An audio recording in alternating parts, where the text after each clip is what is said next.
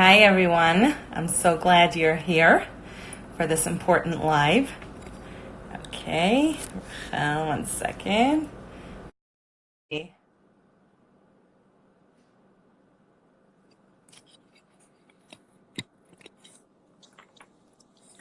And we're live. Hi. Okay, it's a miracle, I think, that everything happened to get this in order at this time, right?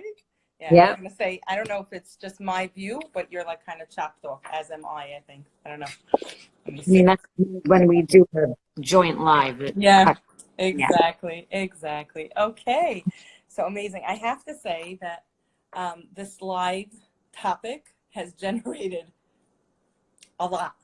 When I first posted Ricky's story last week, I got over 100 messages from people in pain because this was something that was hitting home very, very hard for a lot of people. And as we saw in some of the questions that I emailed you, we're really getting questions from all different angles. And I think what the beauty of this live, what I hope at least for it to be, is for us to be able to explore the different perspectives, and that Yeah. sometimes what might be right for one person doesn't really work perfectly for another, but it's what we're going to explore, I think, together.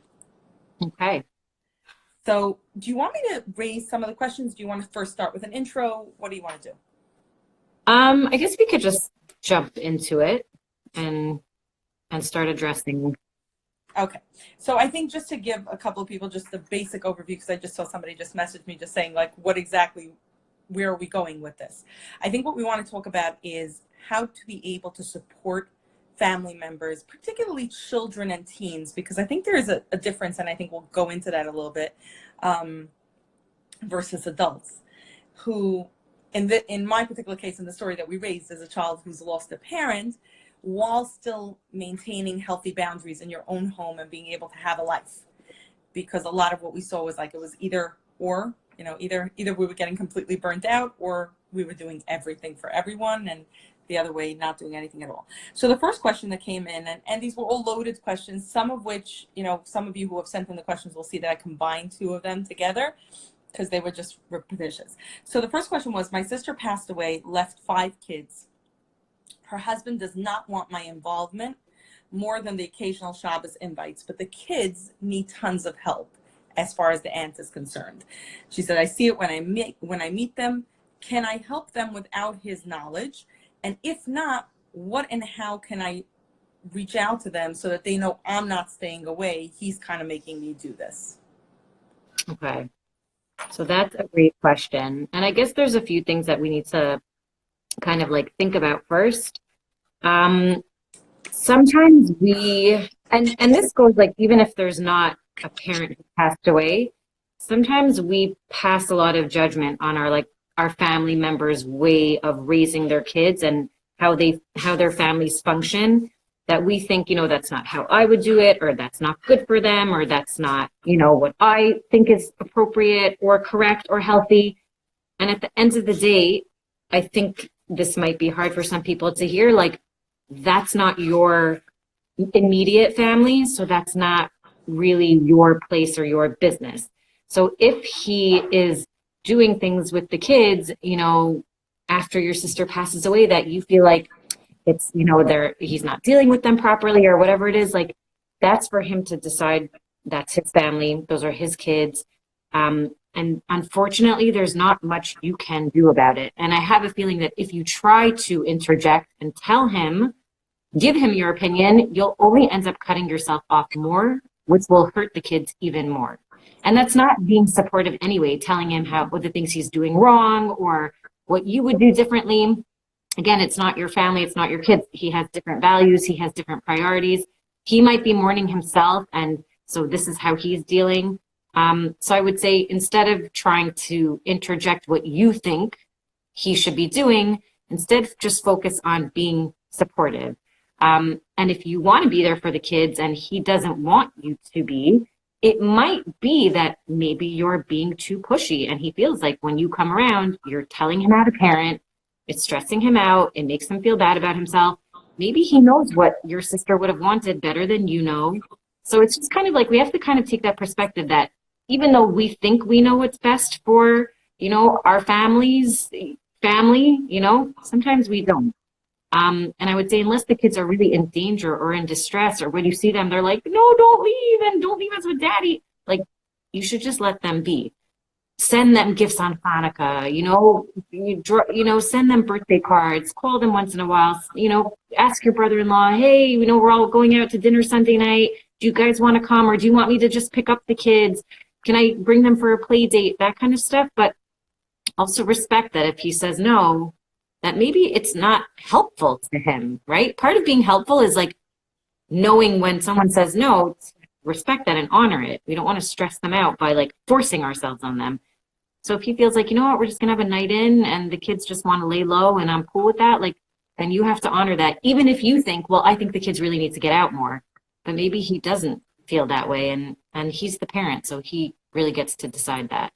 And that's very hard. It's hard when you see, and again, it's hard when we see our siblings, or if you see your child raising their kids in a way that you're like, oh my gosh, like this is not what I taught you. But we have to just let them be. That's their family and that's their decision how to raise them. I think that you touched on a very important point, is that definitely sometimes we have our own way of dealing with things and we tend to project that on others, and that kind of comes out there. Somebody did raise something, which actually somebody else had texted me also, is that one day the kids will grow up and ask where everyone was. And I guess she's indicating to a situation where, and we certainly have seen this, right? Where kids say like, where was everybody when I was growing up, not noticing that I was in agony. So what I'm saying is you're not disappearing. You're very much there, but you're not stepping on anyone's toes. So the question that she had asked was, she thinks he's not doing things the right way and he's not handling it. So my response is, that's not your place to judge. That's his family. Like, I think in answer to her first question, can I help them without his knowledge? I think we would both agree is a bad idea. It's just it's a bad message on all fronts. Frankly, an adult who does something behind a parent's back loses my trust, even the most well-intentioned thing. It undermines their father, and it creates a disrespect and a disconnect from their dad, and that's not helpful to them. And again, like, their connection to him is important, and you can still be very much involved in their lives while respecting his boundaries, the living parent's boundaries. That matters too. It's not just what we think is best for the kids, it's also honoring what their living parent thinks is best for the kids. And again, that's their family. It's not our job to step in and become the new mother, So you can be there, and there are lots of ways that you can continue to be there, but without stepping on toes and ruining the relationship with, in this case, her brother-in-law. Right. I think we'll move on to the next one, although I want to go back to one thing here soon. The next question was, my father-in-law passed away when I was in Shana Rishona. My mother-in-law seems to need us for Kiddush, Havdalah, the Seder, everything that has a man, like a male figure. She kind of always says, I need this couple. Is it selfish of me that 3 years later I feel like the family should know how to function without us, and I'm just always having to be there as a couple for everything that's male-oriented? Right. So I totally hear this question. I do not think it's selfish. I think it's valid. And what we want for our families is, when they go through something, you want to help them get back on their feet, right? You don't want them to be dependent on you. You want to make sure that things are set up for them so that they can continue, with their life. But we also do want to make sure that we make space for them to, come for a Seder. I would say like Pesach is like a different thing, but definitely like every Shabbos, every Havdalah, I could see how that could be after 3 years, like, okay, like we got to get something happening here. So I would say in this case, like, I would kind of want to help her mother-in-law set up some kind of like other relationships with like a neighbor or, someone who lives close to her that she could go over to and spend the Shabbos with or have a Friday night with, so that it's not always falling on you. Because that's good for her anyway, to be social and to have other people outside of her family that she can connect to. So I would want to encourage her to think about maybe like spending Shabbos with someone else, and that's not selfish. I think that's good for her, and that's good for you, the kids, so that you don't feel resentful of her, and that when she's sitting at your Shabbos table, you're not like, she's like, can you pass the challah? And you're like, no, Right. Want to enjoy her presence there. And you want it to come from like a full heart of like really wanting her there. So I would say that. I think initially, sometimes when we do something like that, people will give the pushback because they're used to it. If it's been 3 years this way, I think probably she can expect that her mother-in-law is like, why? What happened? Did I do something wrong? You know, that kind of feeling. And it will be hard for her and it will be scary and she probably won't want to do it, especially because for 3 years she's had this safety net of like, I'm comfortable with my kids. Like, why should I go anywhere else? And that's why when you give this message, it shouldn't be about like, it's annoying, mom. Like, we don't want you every week. It should be more like, this is good for you. It's good for you to branch out and have friends and have a social network. It's so fulfilling for you to like have a life beyond your family. It'll give you a whole new sense of like community and meaning. And mom, this is about you. It's not about us. You know, it's a little bit about you too, but you don't want to feel like it's like you're annoying us and we don't want you around. Not at all. Yes, we're getting annoyed. You don't need to tell her that, but this is really about, it's not good for you to be so dependent on us. We want you to have more in your life. And this would be something that might be scary for you and hard, and we get it and we're going to support you, but we would love to help you find other people to connect with, because I feel like that would make your life so much more fulfilling and maybe even fill a little bit of that hole that's left of not having, you know, dad around or whatever it is. Like putting new love and connection in that place. It's never going to replace dad or Abba or Tati or whoever, but it will give you a new sense of meaning and belonging. And I think that if it comes from a place of love and caring and compassion, that message is received a lot better than like, Ma, if you come to our house one more Shabbos, like I'm going to scream, you know? We want to show that it's coming from a place of love. And that will probably make it much more effective and much more long-term because the parent might be a little bit more willing to get into that. I think it's easier that way when the message is given that way. There is going to also be, I just want to say, is that there will be sometimes the parent who will say, I'm fine with this. I don't need any more relationships. I don't need anything. And that's where, you know, you may sometimes need an outside party to help you navigate this if the parent is not accepting it and cannot accept the boundaries, you know, to kind of navigate it, whether it's a therapist, whether it's a rep that's involved in the situation that can help you kind of walk that tightrope so that the mom can figure it out. Because, yeah, sometimes after 3 years, they get used to a certain reality. Anybody can get used to any reality, and it's like really hard to change. I think that's that answer. And to remember, was asking about how to word it. I think that probably we answered that in the second part. Yeah. Okay. As a kid of a mother, and this is more of a commentary than a question, but I think it deserves its own, you know, kind of piece. As a kid of a mother who gave herself over to my cousins and forgot about her own kids, I don't think those kids, meaning I guess the Rickies of this world who lost a parent, get it. It's true that they had a horrible loss, but honestly, do they really expect everyone's life to be turned upside down whenever they need something? I don't know what the answer is, but thinking that every aunt has nothing to do other than to go to a play of a niece, which was the original example where, you know, just for the people who hadn't seen the highlight, it's about, she said she reached out to her aunts to ask them to join her at a Hanukkah play. It did seem like she did it somewhat last minute, which could be the school let her know last minute. That could happen. And everyone seemed to be unavailable. So she's saying to expect everyone's life to be turned over just for a play. She says, I don't know what the answer is, but that is unrealistic. I know I sound harsh, but I think I'm speaking for a lot of adults who had childhoods that were overtaken by needy relatives who their parents, I guess, ran to rescue to some degree. Right. All right. So with that, I would say a couple things. Like number one is, I guess you have to remember when you're dealing with kids, like they tend to be egocentric. They tend to not be so mature and thought out and planning. I mean, even adults, like I know I tend to be a little bit last minute and forget about things and be like, oh, shoot, like, Ma, can you come to, this one's play? I forgot. And she's like, are you serious? Like, I booked a trip. Like, why didn't you tell me months ago? You knew about it. It was on the school calendar. So I definitely have been forgetful and irresponsible in that way. All the more so for a kid who's overwhelmed. They lost a parent. They don't really know what's up with their lives. They're not used to maybe being on top of these things and coordinating invites and whatever.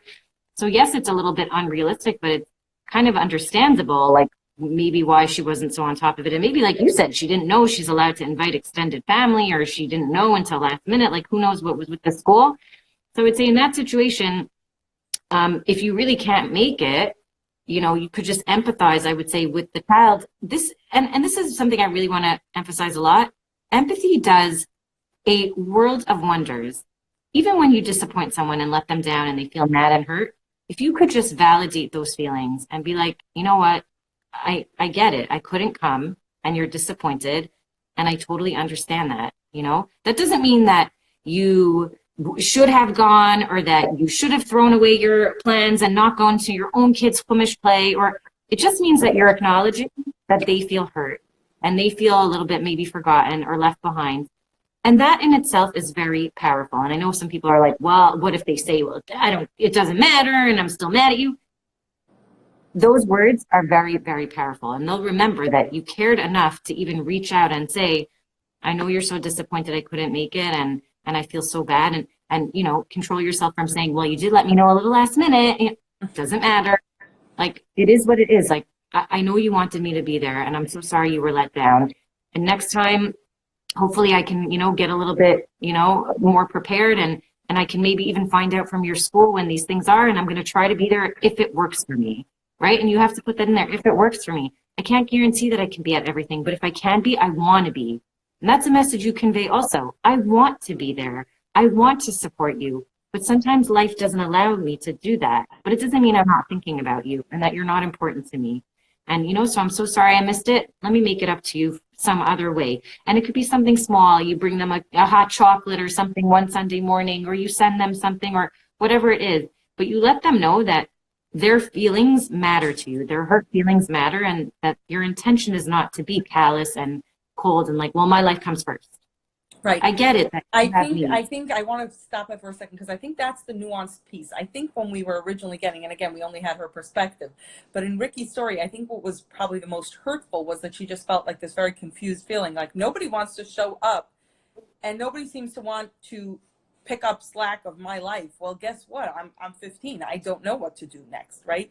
And I think offering the yes, but, like, I or the no, but, like, I can't do this, but I can do that. I think that balance, when we get it right, then the boundaries are much more palatable to people, because sometimes the boundaries feel like a shut door when it's done in a cold and, you know, distant kind of way, versus like, I really want to be there for you, like you're saying, but just this particular time or this particular thing doesn't work, but I can do X, Y, Z. I think that's really, you know, important. I'm glad you brought that up. Yeah.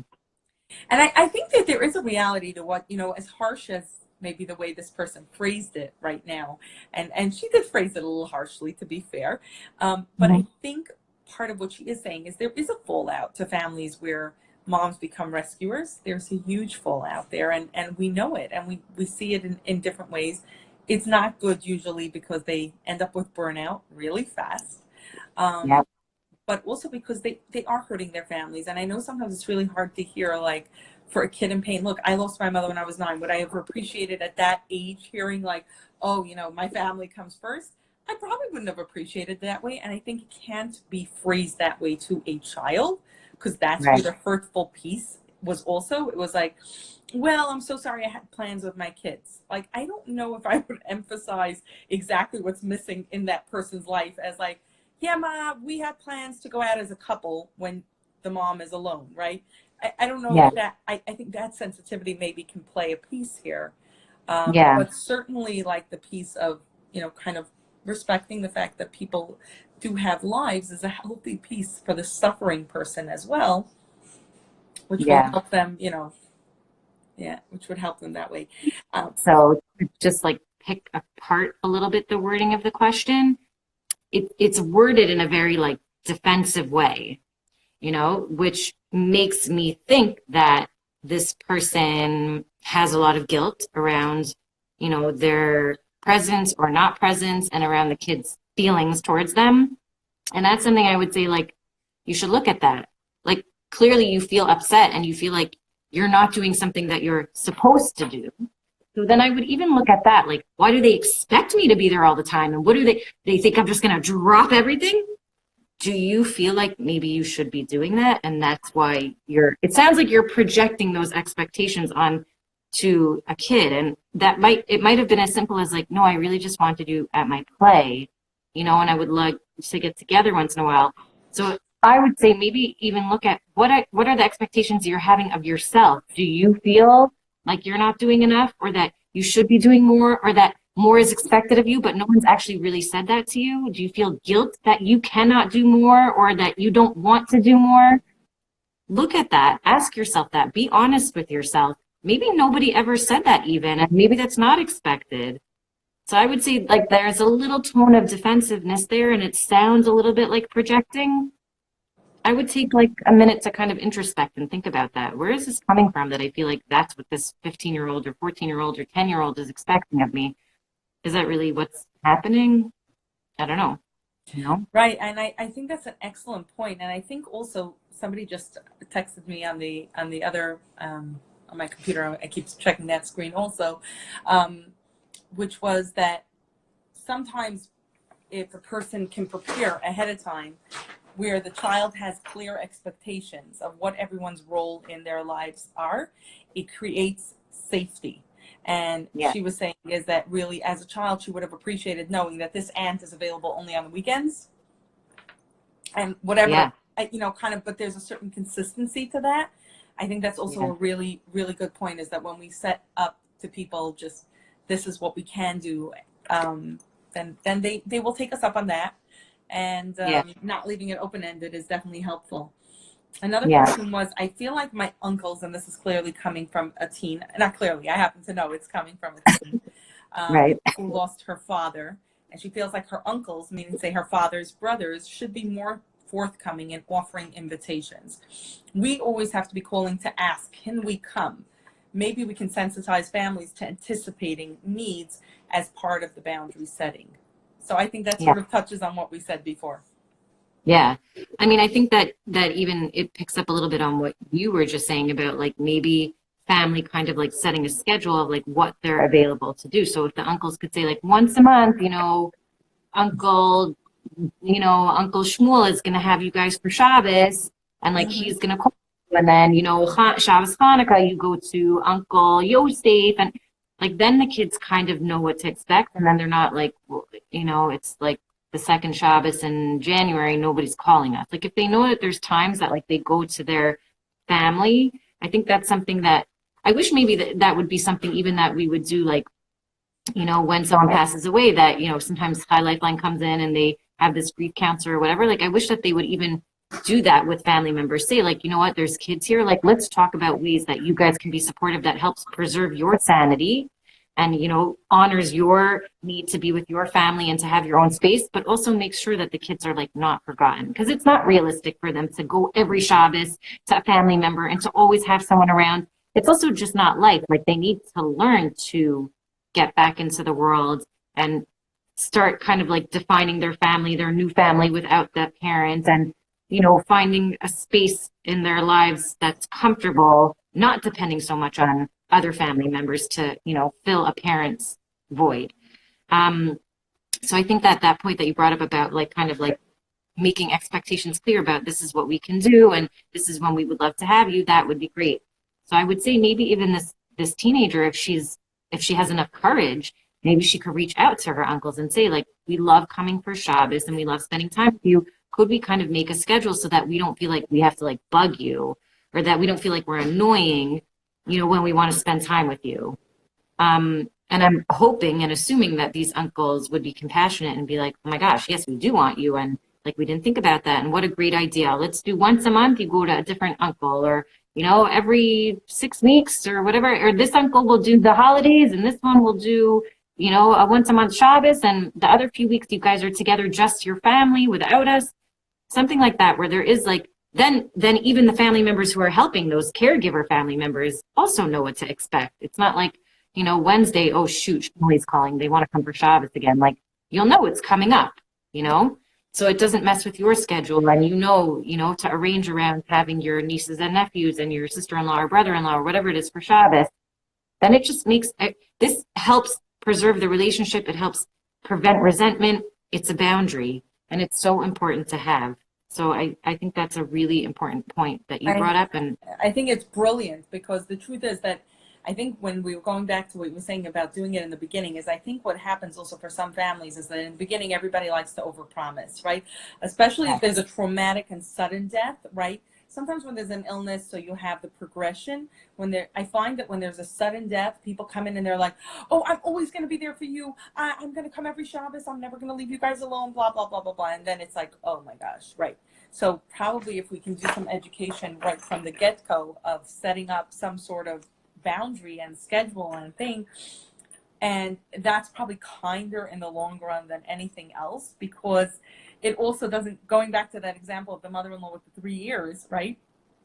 If right away in the beginning it would have been, Ma, we love coming here. We can come Friday nights twice a month. I don't know, whatever, right? We can do Havdalah and Kiddush Friday nights twice a month, and we need 2 weeks a month home, whatever it is, right? Yeah. It would have also allowed for certain things to happen in that environment, versus now it's so much harder to pull back without hurting people. It really is.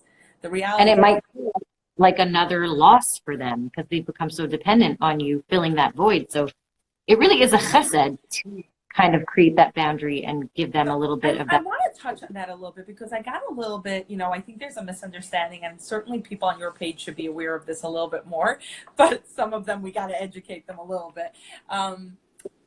There's a misconception that the word boundary is somewhat negative, like I'm pushing them out. And I see boundaries very much as bringing people closer into my life, and I can tolerate so many more people and welcome so many more people in because it's boundaries, because it's working. And many of the questions that were coming in were like, well, you can't raise a normal family and have a job and everything and be there for your family, the extended family and stuff like that. And the truth is that you can, if we set it up in a way that works. Right. But I think this whole misconception a little bit, if you could take a couple minutes about the boundary piece being a negative versus, a positive thing. Yes.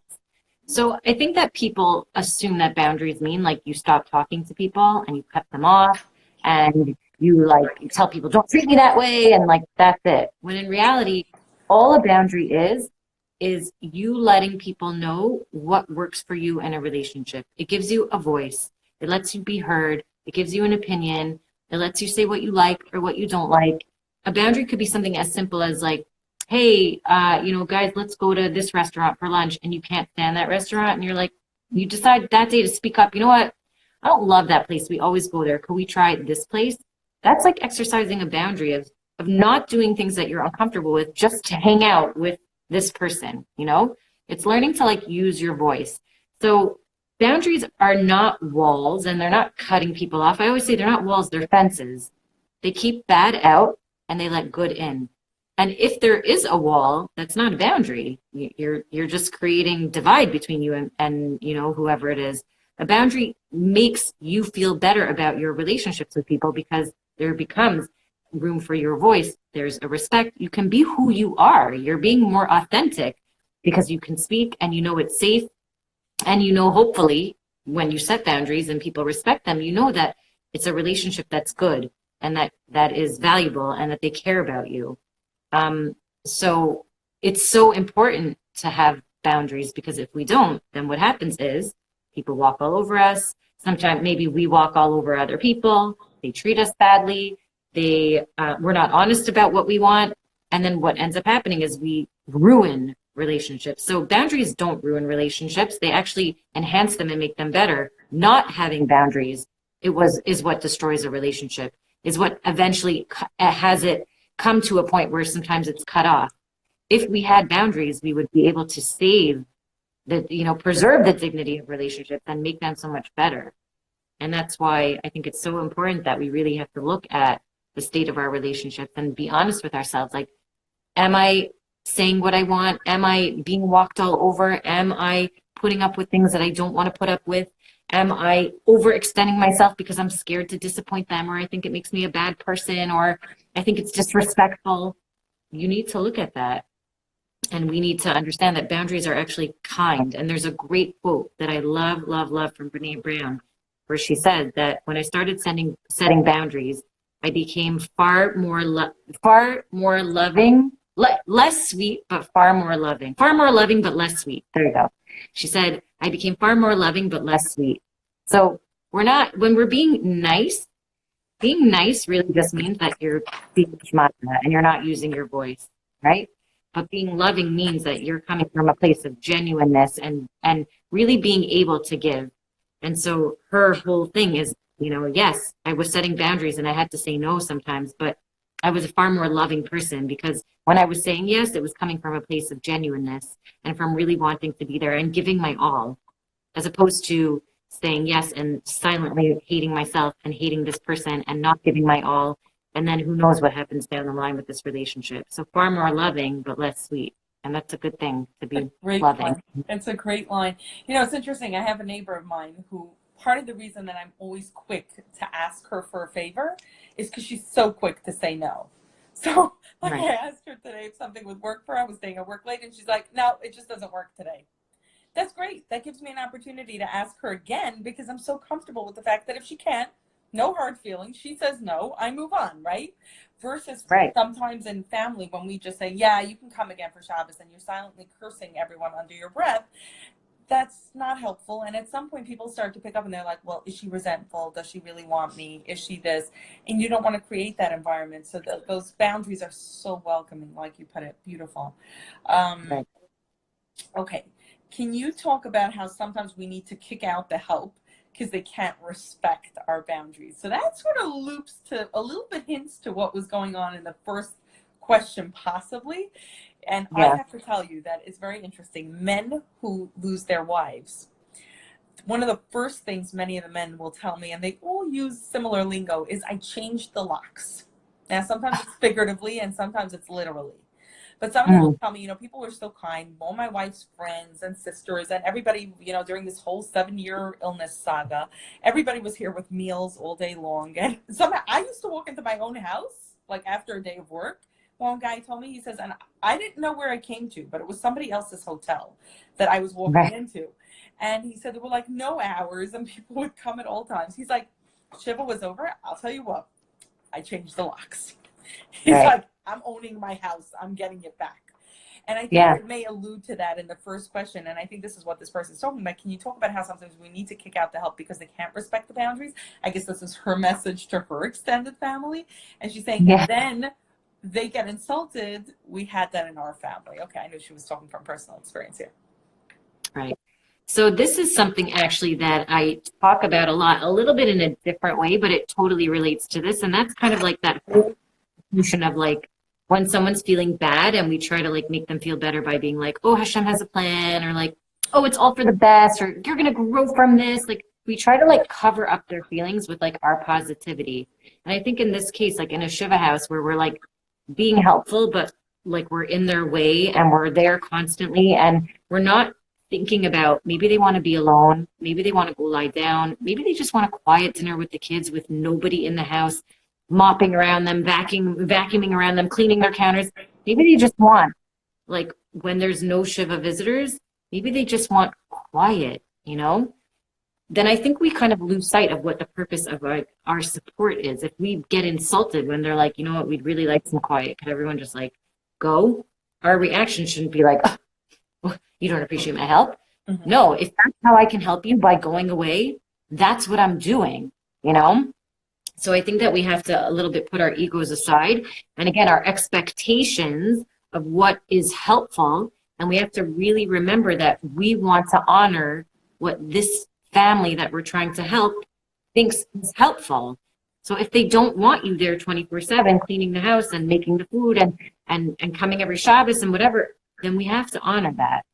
And I think that every family should feel safe to let you know, we appreciate everything you've done. Like, this Shabbos, we just want to keep it low key and like have no visitors. And that might feel a little bit to you like a little like pinch in the heart, but like remind yourself, this isn't personal. This is what they need. I want to give them what they need. So yeah, I feel like I wish I could be there, but that's serving my need. That's not serving their need. I feel comforted hanging around them, but it's not about me being comforted. I'm not the one that's dealing with the loss, They're the one that's really dealing with the loss. Or maybe I'm dealing with it, but in a little bit more of a removed way. So if this is what they need, then I need to take that time that they're giving me, even see it as a gift. They're telling me, go take a break. You've been helping us so much. Take that time and engage in some self-care. Go call a friend, go out for dinner, go read a book, go watch a movie or whatever it is, and take some time for yourself instead of like feeling rejected or feeling like they think you're, feeling that they're ungrateful or whatever it is. Use that opportunity to recharge your batteries so that if they do want you back or need you back, you can be there and be full-hearted and ready to help again. But I think sometimes people like lose sight of why they're there to help. So when someone says, okay, we don't need your help right now, then again, that being helpful means not being helpful in that moment, That's terrific. Somebody wrote here, what happens if a person doesn't obey your boundary? Like they still just pop into your house without notifying you beforehand. I even decided not to open the door and she stayed until I opened for another thing. Okay, you're going to have to answer this one, but to me, this sounds like certainly somebody who unfortunately is probably struggling with some sort of mental illness where they have a really irregular time in terms of respecting boundary. Because I think for normal people who don't have this sort of struggle, they may not like the boundary. You can get pushback. Probably physically showing up at your door in that form. I don't know. You tell me. It sounds like there's something more going on there. Yeah, I would think that there's really some like emotional distress. Like if someone feels so compelled to like show up at your door when you say like, please don't come over, clearly they're going through something. Does that mean that you need to open the door still? Like, no. And you can say through the door, like, I told you I want to be alone. Like, please, I'm not opening the door. You can come back another time and I'll call you or I'll text you and I'll let you know when it's better for me. And you don't open the door. As painful as that is, or as dramatic as it may seem, like you've got to do that. If you really don't want this person visiting you at your house at that time, like don't open the door.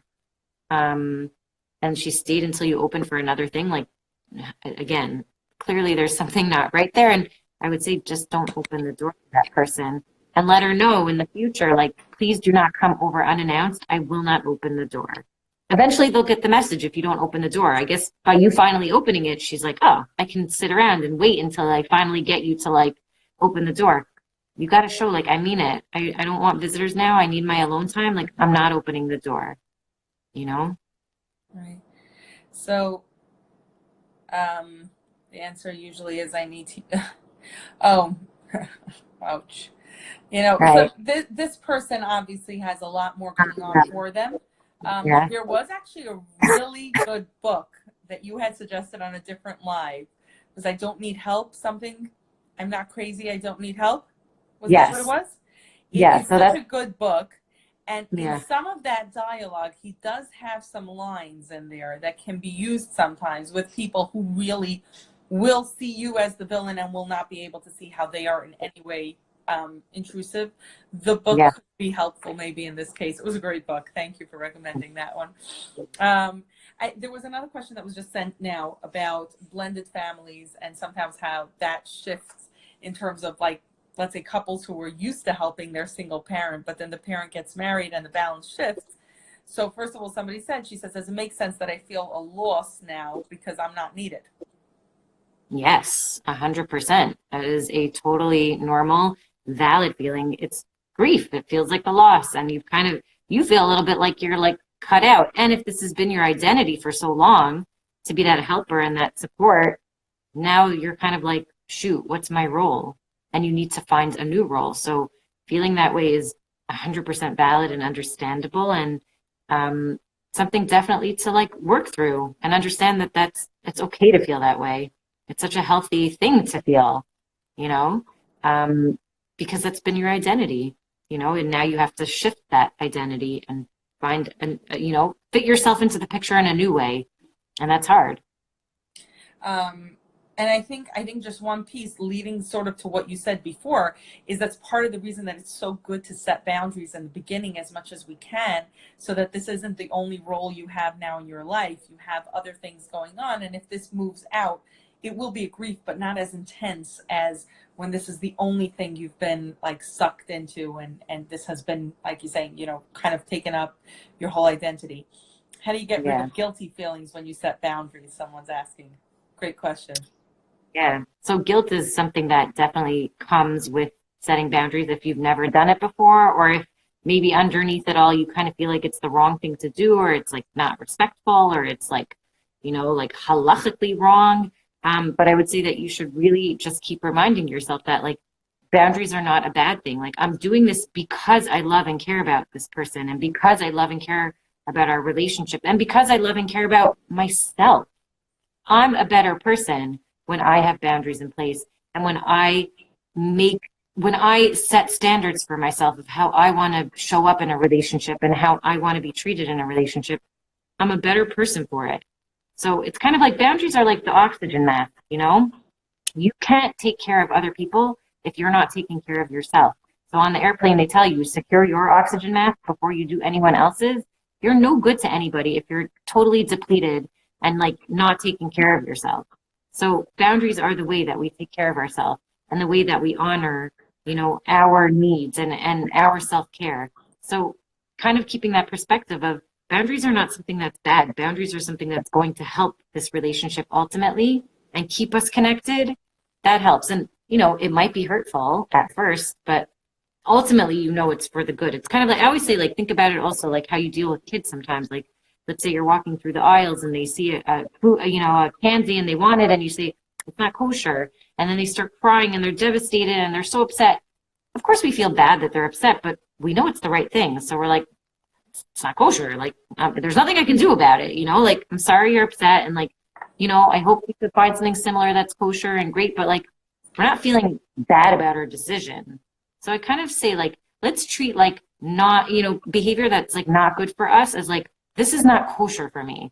And this is something that hurts my soul. It's not good for me. And while it feels uncomfortable to say that and to kind of like let people know this is off limits and it's not something I'm going to allow, I know that it's ultimately for my own good and for the good of this relationship, you know? So we don't feel, you know, guilty when we tell our kids they can't have a non-kosher candy. Like, same thing, you know, this is just not something that we allow for ourselves, and it's really ultimately for our good.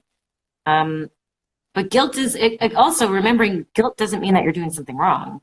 It's just a feeling, you know, keeping that in mind. Guilt doesn't mean that you have to change your mind or that you are doing something bad. It's just you're doing something new that you're not used to, you know. It's very true. And I think that last piece about guilt just being a feeling, I think sometimes we project that guilt, if I'm feeling guilty, then I must be doing something wrong. And sometimes that is true, right? But sometimes it's just a matter of a feeling of like, I'm ambivalent about what's going on. One last question, I think somebody just sent in, and she says, what happens if the boundary you're setting is with an organization that has otherwise helped you? Okay, this is a biggie, and I hear this a lot, and I'm going to put it out there because I know some of my friends in the organizational world are going to watch this live later, and I just want to say from that perspective, and then you do the clinical piece. From my perspective, I will say that an organization that cannot respect that you'll take a piece of the package but not the whole package, you have to question the motives that are going on there. I can tell you how many times that I get people who will tell me point blank, I'll take the publications, we're not coming to any events. Okay, that's great. If that's what works for you and that's helpful to you, wonderful. We have programs that never require anybody to ever see any of the staff.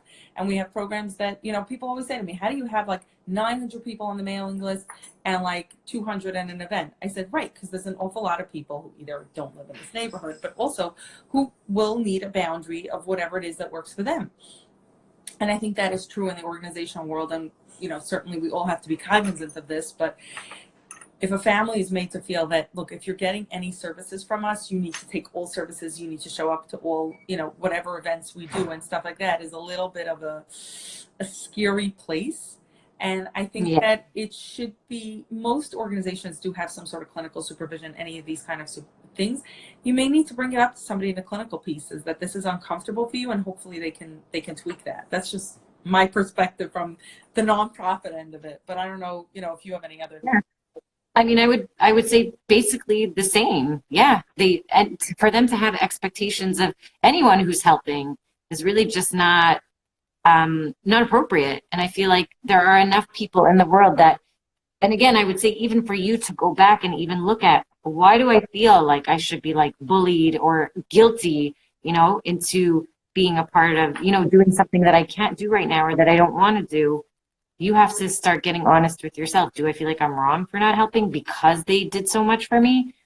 They could have done a lot for you, and that's the purpose of their organization. Does that mean that now you are a slave to them for the rest of your life? Not at all. There are other ways that you could give back that don't involve you showing up to every event or doing all their fundraising, or, you know, it could be something as simple as you mail a check one year, or, you know, you help publicize an event, or yeah, once a year you dedicate to setting up an event for them or whatever it is. There's so many different ways that you can help that you don't have to feel that you are like tied to them for life and that you can never say no.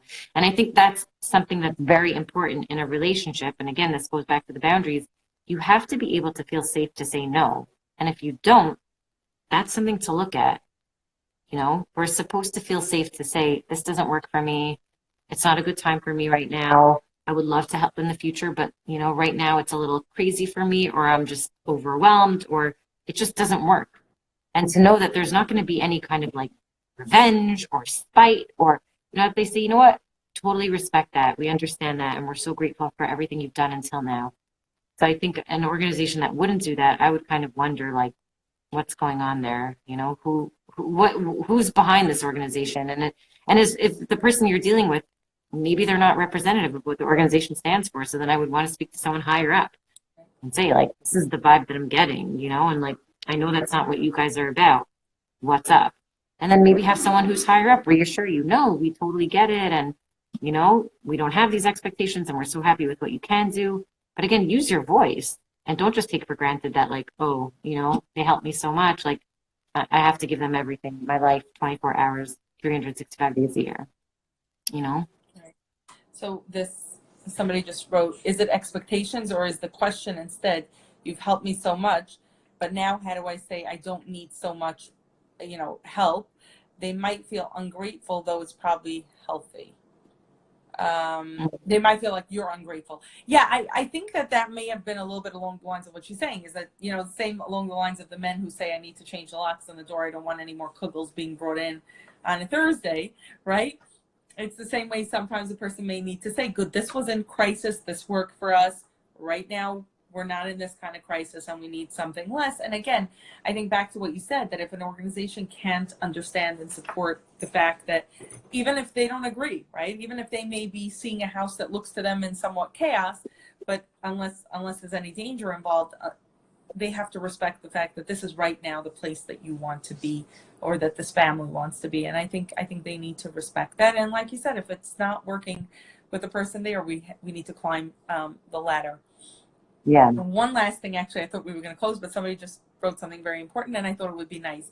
She said, can you give ideas maybe of all kinds of boundaried help? I guess like more along the lines of what you were saying, like the alternating Shabbosim and stuff like that, because she's indicating to that piece that you mentioned. So maybe if there are other ideas of how people can be helpful that kind of still has some sort of boundaried element to it, like that has a firm beginning, middle, and end. So something that I think is super important is like something that I see come up a lot, more with families that have like, just because this is mostly what I deal with, but families who have maybe family members with mental illness, but this could go for someone who's dealing with a loss. Like sometimes they'll come in and like do their laundry for them and cook their meals for them and like, you know, just constantly like be taking over and being like babysitters. So I always say like, instead of doing that, why not teach them how to cook their own meals? Why not show them how to do their laundry and set a schedule with them, you know? So if your brother-in-law or your sister-in-law or whatever is overwhelmed because now like they have to do all the laundry for all the kids and they're so overwhelmed and why don't you say like, it's going to be tough now. Yeah, I get it. You know, Chavi always did laundry or Shmuley always did the laundry and took care of grocery shopping, whatever. Let's set up a schedule. Let me show you how to order groceries online. Let me show you're giving them the tools. Let's set up a laundry schedule. Sunday, you do the kids. Saturday night, you know, Motzei Shabbos, you stay in anyway, you do your laundry. You give them like the skills to be able to do it on their own so that they're not dependent on you. And it's a gift. You're giving them skills to like learn how to live. And then you don't have to feel bad that you're not doing their laundry or cooking for them. So again, teaching them how to cook, or, you know, these are great places to order out from. You know what, you guys, my sister always cooked for you guys. Thursday night, start doing pizza night. It'll make your lives easier and it's fun. You know, giving them like ideas of how to kind of like be more independent and not depend on you so much. I think that's really important. So teaching them to cook, giving them a menu so that they don't have to think of dinner ideas. Come up with it. What do the kids love to eat? Let's write a menu down so that you know what to cook or what to make or whatever it is. Or even asking friends or neighbors, like, guys, you know, my brother-in-law or my sister-in-law feels overwhelmed. Like, can you guys pitch in? Reaching out to other people to help them too, so that it doesn't just fall on you. If you know they have friends that want to help, ask those friends, give them the opportunity to help also. So you can say, once a month, your friend Sharon down the block offered to do XYZ. Awesome. Put that in the calendar. So you're setting them up to have like kind of a routine that doesn't depend on you, and then you put it in their hands to like figure out how to navigate from there. So you set them up, but you're like, it's like a scaffolding, you slowly pull away, and like then they stand on their own. You're not like, oh, good luck with that, but you're also not holding them up the whole time. You're giving a foundation and making sure everything's in its place, and then you slowly like remove yourself a little bit. You still stick around, but you're not holding them up anymore. You don't want to be doing that. That's not helping them. That's hurting them. That's enabling, and that's not giving them any kind of comfort or skill or any ability to live their life. I think that's such a beautiful idea. It's like, the Gemara of teach a man to fish, right? It's instead of just constantly giving a person a handout, giving them the skill that they need in order for them to build whatever it is, whether it's career-wise or homemaking-wise or otherwise. I think, I would add one caveat about the neighbor piece is that sometimes you don't know what went on with that sister-in-law, and that neighbor might be someone that like goes and blasts this on social media. Here I am packing up with foil for the ex family down the street. So I would say probably before we approach a person, I would probably say to ask the family, just to clear that it's good to ask Sharon, and they'd be like, no, Sharon, not Sharon, right? Okay, so who are your good friends that you would want me to reach out to that can be helpful, that would not annoy you, that the kids love to be with? That's really important. Know who they want around. Don't just assume, someone who's like, oh, I love your sister-in-law, and then your sister-in-law's like, I can't stand that girl. Make sure that the feelings are mutual. So say, whatever, Sarah reached out to me, like, are you cool with her like helping out? Make sure that's what they want, because there are some people that are like, I don't want her help, or I don't want them around. Like, and we have to honor. Sometimes they may know that boundaries either won't be respected, it comes with too many strings attached. There's a lot of stuff that sometimes we're not privy to. But I think, the ability to offer them the help within that. And another idea that actually somebody just messaged was the idea of also offering something for a limited time. Can, like she said, after her mother-in-law passed away, somebody cooked for her father-in-law for the first month, stocked the freezer for a month, and said, like, basically, until you get back on your feet, I'm giving you a month's worth of meals there. But it was very clear that it's over after a month. So it kind of gives the person a couple weeks to get their bearings together, but, and systems in place. This was so helpful. I certainly hope that we answered as many of the questions as possible. But I think, that the takeaway for me is so much about the fact that boundaries are so loving. They're so kind. And really, I if we did nothing else other than, tell that to people, but I think the idea of doing it from the get-go in the beginning is brilliant also. And I certainly hope that people can implement this and find it helpful, and that more kids and teens, in a certain sense, and more families will get the help they need, because people will feel comfortable saying, oh, I could do this for X amount of time, or I can do this in this way. So hopefully we generate more kindness that way. Yeah. And I think something that's important to keep in mind is for the kids, or, for whoever's in need, is like, ask for help if you need it. Don't expect people to be mind readers, but also understand, like, sometimes the answer will be no. And that doesn't mean they don't love you and they don't care. It just means that right now they can't do what you need. That doesn't mean that there's no one else that will be willing to do it. And it doesn't mean that this person doesn't want to, so sometimes people say no, and it's not because they don't want to or they don't care. It's just they really can't. And sometimes we tell ourselves a story, they don't love me, they don't care about me, they're mad at me, they like, don't listen to those stories. If someone says no, it's not, no, I don't want to, it's no, I can't right now, and kind of keep that perspective of like, people don't want to hurt, they do want to help for the most part. Your family cares about you and they want to be there for you, but the answer is not always going to be yes. And, they have to just keep that in mind. I think that's really important. Yes. So I really appreciate you coming on here. It was a treat. Problem. I think we've been wanting to do something for a while, so this was a real treat. Thank you again. And really, we'll keep the conversation around these boundaries going, and we'll see what other questions come up. But this live was an Right. amazing, amazing start. Thank Thank you. Yeah. to everyone. I think we're running out of time now, so we'll Okay. go up. Okay, take care. Good night.